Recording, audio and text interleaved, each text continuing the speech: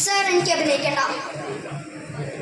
ആ ദീപു, എന്താടി ഇപ്പൊ അങ്ങനെ?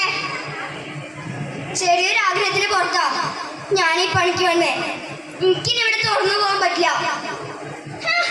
നീ അഭിനയിക്കണേ, പക്ഷേ ചിലതൊക്കെ നിനക്ക് ഓർക്കാനുണ്ട്.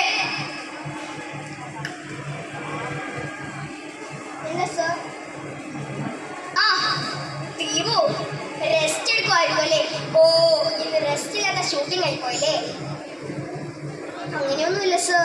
ഷൂട്ടിംഗ് കഴിഞ്ഞ് നീലു ചേച്ചി ഇതുവരെ വന്നിട്ടില്ല. എവിടെയാ പോയെന്നറിയോ? അവര് കുറച്ചു നേരത്തെ കൂടി പുറത്തു പോയിരിക്കാം. ഡിന്നറൊക്കെ കഴിഞ്ഞ് പതിയെ വരൂ. എന്നോടൊന്നും പറഞ്ഞില്ലല്ലോ. അറിഞ്ഞിരുന്നേ ഞാനും പോവായിരുന്നു. അത് പിന്നെ നിന്നോട് പറയണ്ടെന്ന് ഞാനാ പറഞ്ഞേ. അല്ല, നീ റെസ്റ്റ് എടുക്കട്ടെ എന്ന് കരുതി. അതൊന്നും സാരില്ലടി. സർ ഇവിടെ സർ എനിക്കിത് ഇഷ്ടമല്ല. അതൊക്കെ ശീലായിക്കൊള്ളുന്നേ സർ. എനിക്കിത് ഇഷ്ടമല്ല സർ. പിന്നെ ദീപു, എന്റെ ആഗ്രഹത്തിന് മുൻപിൽ വഴങ്ങുന്നതാ നിനക്ക് നല്ലത്. മറിച്ചായ നീ അനുഭവിക്കും. നിന്റെ അഭിനയങ്ങളൊന്നുമല്ല ഞാൻ ഒരു സിനിമയിലെടുത്തേ, നിന്റെ ശരീരം കണ്ടുകൂടിയാ.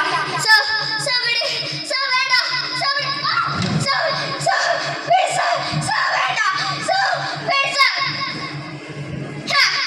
പിന്നെ പോണേന് മുമ്പ് ഇതും കൂടി അത് കണ്ട് നോക്ക്. അയ്യോ, ഇത് ഞാനല്ല, ഇത് എന്റെ ഫോട്ടോ അല്ല, ഇത് ഞാനല്ല, ഇത് എന്റെ ഫോട്ടോ അല്ല. ഞാൻ ഏത് വേഷം കെട്ടണ്ടേ, ഏത് രൂപ ഞാൻ ആടണ്ടേ? നമസ്കാരം. ചൂരൽമലയിൽ നിന്നും ഇതുവരെ കിട്ടിയ റിപ്പോർട്ട് അനുസരിച്ച് 254 പേർ മരണപ്പെട്ടു. ഇനിയും കുറെ പേരെ കണ്ടുകിട്ടാൻ ബാക്കിയുണ്ട്. നിരവധി സംഘടനകളും സാമൂഹ്യ പ്രവർത്തകരും രക്ഷാപ്രവർത്തനത്തിനായി അവിടെ എത്തിച്ചേർന്നിട്ടുണ്ട്. ഇവിടെ എന്റെ കളി എന്താന്ന് അറിയണ്ടേ? കണ്ടു നോക്ക്. സതീശ, നീ ആ ബോഡിയിൽ കുറച്ച് സ്വർണ്ണൊക്കെ എടുത്തേ. അല്ലെങ്കിൽ ആരെയും കാണുന്നതിന് മുമ്പ് എടുത്തു വെക്കണോ? ആ, എടുത്തു വെക്കാം. ഓ, ഇതൊക്കെ ഭയങ്കര തൊല്ലയായല്ലോ.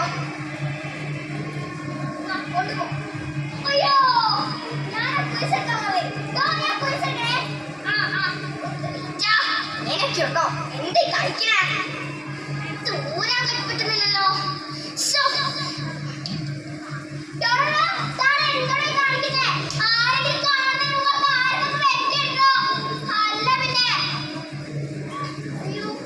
സ്വർണ്ണമായാണല്ലോ ഇത്. ഇത് എവിടെയൊക്കെ കൊടുക്കുന്നേ? അങ്ങോട്ട് കൊടുക്കാം.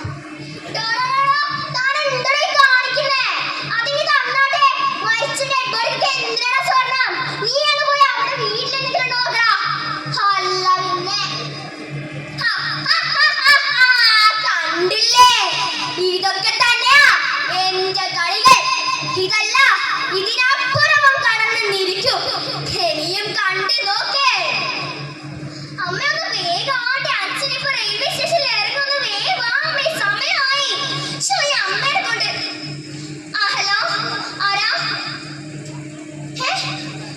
മരിച്ചിരുന്നോ? ഞാൻ എന്തേ കേൾക്കുന്നേ? സൂയിസൈഡ് ആണോ? ഇല്ല, എന്റെ അച്ഛനെ ഒറ്റയ്ക്കാക്കി പോവില്ല. ഇല്ല, എന്റെ അച്ഛൻ അങ്ങനെ ചെയ്യില്ല. ഇല്ല, എന്റെ അച്ഛൻ അതിന്റെ ഒരു ആവശ്യമില്ല. അച്ഛാ, നിങ്ങൾ എന്താ കാണിച്ചു വെച്ചേ? എന്റെ അച്ഛൻ ആത്മഹത്യ ചെയ്യില്ല. എന്റെ അച്ഛൻ ആത്മഹത്യ ചെയ്യില്ല.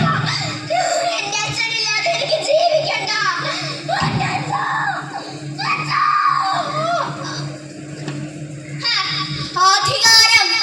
അധികാരം എന്ന് ഞാനിവിടെ വിളയാടുമ്പോൾ സാധാരണക്കാരും നിഷ്കളങ്കരും സത്യസന്ധരും മരിച്ചെന്നിരിക്കും.